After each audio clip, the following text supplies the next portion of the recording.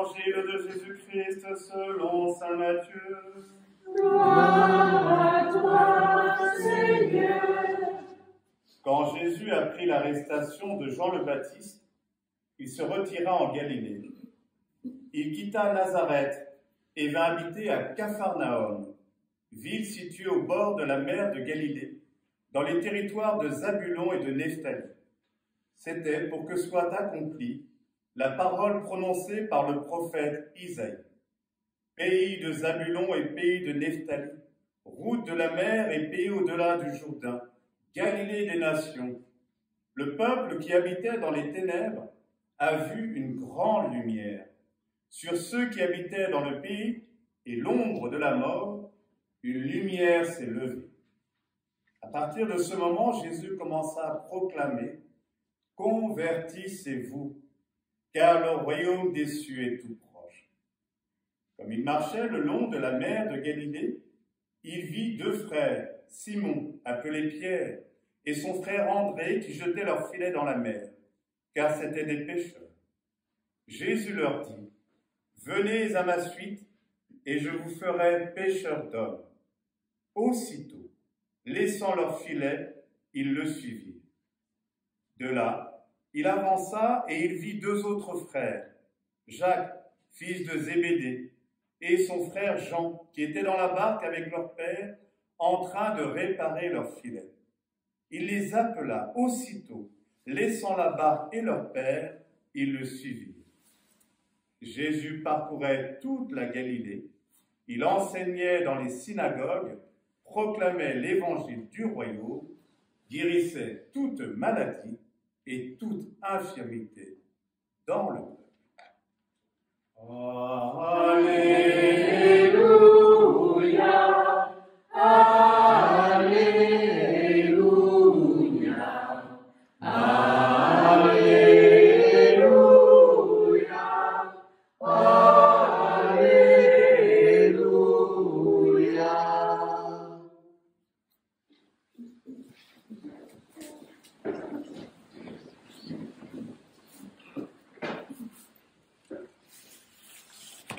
Le peuple qui marchait dans les ténèbres a vu se lever une grande lumière. Sur les habitants du pays de l'ombre, une lumière a resplendi. Tu as prodigué la joie, tu as fait grandir l'allégresse. Cette parole tirée du livre d'Isaïe, dans la première lecture, nous donne à entendre justement cette lumière promise à tous ceux qui veulent regarder et la voir, pour se laisser justement éclairer et aller à la rencontre de leurs frères et de leurs sœurs, pour les éclairer non pas de leur lumière, mais de cette lumière qu'ils apprennent à recevoir et qu'ils veulent continuer à apprendre à recevoir avec une multitude de frères et sœurs. Le Seigneur est ma lumière et mon salut. Cette parole, elle est forte. De se laisser justement, de regarder vers cette lumière, vers lui, dans la bonne direction. Nous savons qui est cette lumière. C'est le Sauveur, notre Seigneur Jésus-Christ, Dieu fait homme. Qui regarde vers lui resplendira au visage. Il portera sa lumière sur son visage pour la donner à tous. Et je dois vous dire que depuis quelques semaines, malgré ma santé un peu défaillante, je vis cela.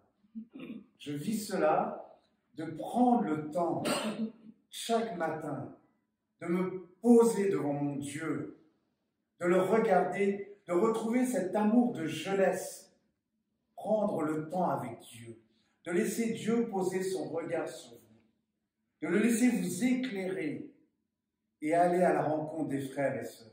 Et je vois parmi nous un couple chez qui j'ai eu la joie de prendre le temps avec eux et de ressortir de chez eux à plus d'1h30 du matin, de reprendre le temps avec un autre couple encore cette semaine, pareil, le même horaire, et encore hier soir de rentrer à 2h du matin, prendre le temps. Mais pas pour simplement manger, mais me nourrir de ce que Dieu me donne dans toutes ces rencontres et découvrir qu'il y a un partage, une nourriture commune, une invitation à regarder dans une direction, celle de cette lumière. Et là encore, aussi ce matin, ma sœur qui est là, Marie, voilà, on a entendu dans la seconde lecture, il arrive des fois, Paul qui nous dit, frères, je vous exhorte au nom de notre Seigneur Jésus-Christ, qu'il n'y ait pas de division. Il m'a été rapporté qu'il y a entre vous des rivalités. Moi j'appartiens à Paul, moi j'appartiens à Pierre, moi j'appartiens au Christ. Alors chacun est persuadé d'être dans la vérité. Et quand on croit posséder la vérité, du coup c'est ma vérité qui compte. Alors que les autres, voilà. Et on peut entrer dans des divisions. Et là, avec Marie, c'est pas pour dire aux autres, le Père Charles a son caractère, puis Marie aussi elle a son caractère, mais c'est bien Marie, il faut avoir du caractère. Mais voilà, Marie m'a appelé hier, me disant voilà, Père Charles, il faudrait peut-être qu'on cause quand même, et puis Père Charles du coup, il n'a pas le temps de rappeler Marie, et quelle joie ce matin de retrouver Marie. Marie qui, dès le début, elle était là fidèle à toutes les messes, toute seule avec le Père Charles. Mais le diviseur est toujours là pour dire Marie, elle commence à me déranger. Donc avec le Père Charles, on va essayer de mettre une petite division. Mais non, et merci Marie d'être là, merci d'avoir insisté, merci aussi aux frères et sœurs qui l'ont aidé justement à faire cette démarche. Le Père Charles est toujours par moi et par vous, et bien là voilà. Et c'est ça cette victoire. Le diviseur n'a pas de place ici. Le Seigneur a sa place. Et le Seigneur a sa place dans nos vies justement pour que nous soyons des témoins véritables. Nous ne pouvons pas annoncer au monde, à l'extérieur, les merveilles de Dieu, c'est entre nous. Nous ne les vivons pas entre nous. Oui, le Seigneur est ma lumière et mon salut. De qui aurais-je craint? Le Seigneur, le rempart de ma vie, devant qui tremblerai? Et je réalisais ce matin, en méditant sur cette parole, que c'est le psaume qui a été proclamé hier dans cette chapelle pour accompagner Carla sans corps, puisqu'elle a été enterrée en Italie. Elle est partie à Noël pour voir sa famille à 51 ans, un agiome qu'elle portait depuis l'âge de 13 ans et qui l'a emportée avec les risques. Elle savait qu'elle risquait probablement en prenant l'avion, elle risquait sa vie. Mais des fois, justement, même en laissant 2 enfants de 17 et de 22 ans, un mari complètement athée, et son mari ici, justement, devant la photo de sa femme qui était posée là, devant ces prières, cette célébration qui a été préparée avec une personne plutôt taoïste, bouddhiste, et puis une autre personne complètement athée. 2h30 de préparation. Prends le temps de leur dire, ce n'est pas ne me croyez pas sur parole, et écoutez la parole. Alors, pareil comme dans toutes ces paroles, mais on ne connaît pas, on choisit. Non, vous allez choisir. Et vous allez découvrir que cette parole que vous allez choisir pour la célébration, ce n'est pas vous qui allez la choisir. C'est celle qui va nous rassembler. Et c'est précisément Carla qui nous a rassemblés et qui a pu parler à une chapelle remplie ici, justement, pour dire, mais espère le Seigneur, sois fort et prends courage. Espère le Seigneur. J'en suis sûr, je verrai les bontés du Seigneur sur la terre des vivants. Car là est partie, elle est sûre que cette célébration portera du fruit et qu'elle verra justement la lumière de Dieu rejoindre tous ceux pour qui elle a su donner sa vie sans compter jusqu'au bout. Oui, cherchez celui qui vous cherche et laissez-le vous rencontrer. C'est ce témoignage que nous pouvons justement espérer pour toutes ces personnes qui étaient là hier. Et en cette semaine de l'unité des chrétiens, Paul, effectivement, nous invite à sortir de tout ce qui peut justement faire obstruction à la communion, à l'unité entre nous. L'unité entre les chrétiens, des fois, elle est à vivre même au sein même de notre communauté. Nous voyons, ça nous arrive, quand vous m'avez vu arriver avec mon caractère, avec le côté entreprenant, mais c'est quoi ce tsunami là? On va le calmer là, on va le calmer un peu, parce que bon, il bouscule un peu trop de choses.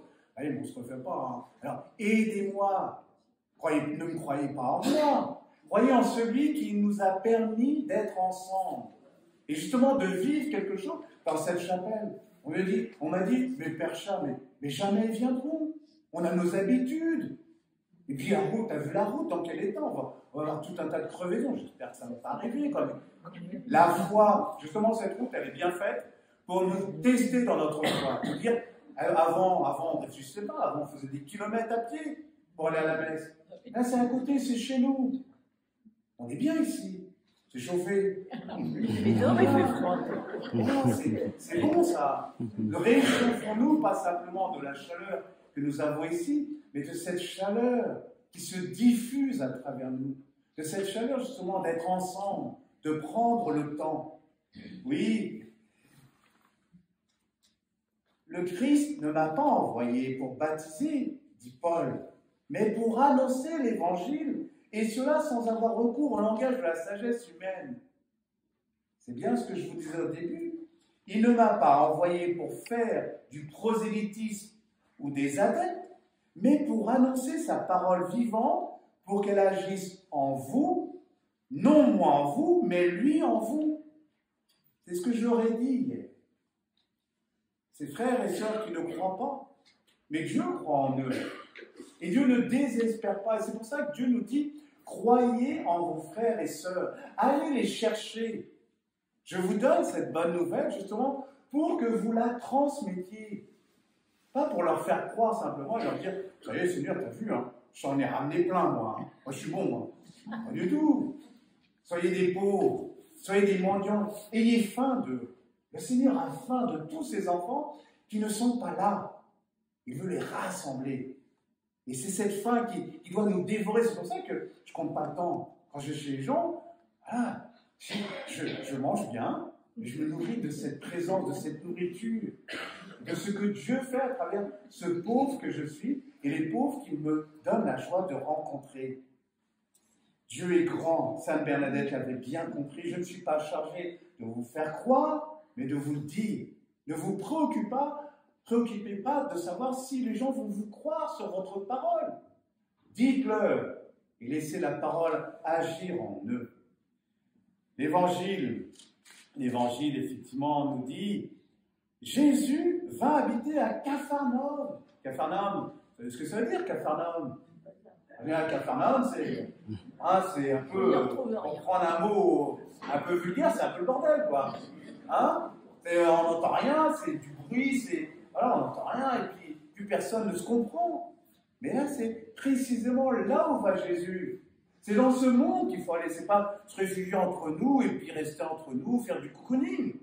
Non, on vient se fortifier ensemble pour partir en mission. Nous avons une mission. Tous. Notre baptême nous invite justement à cette mission. Peuple de baptisés, appelé à témoigner.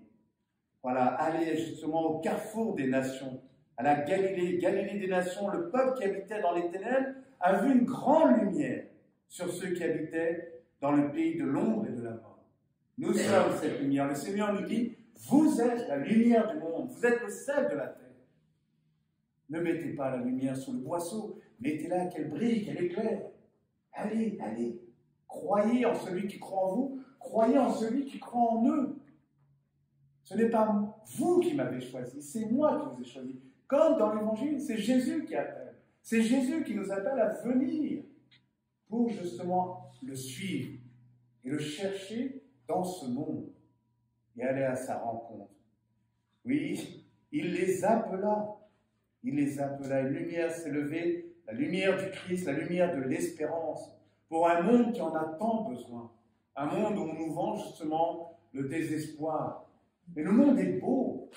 Le monde est beau. Il suffit simplement de le voir, non pas avec le regard humain, mais avec le regard de Dieu. Oui, changez, convertissez-vous, car le royaume des cieux est tout proche. Changez de regard, entrez dans le regard de Dieu, pour espérer contre toute espérance. Il les appela tous, vous aussi. Appelez tous vos frères et sœurs. C'est votre mission, c'est notre mission à tous, pour les attirer vers la lumière de l'espérance, vers Dieu, Père, Fils et Saint-Esprit. Amen.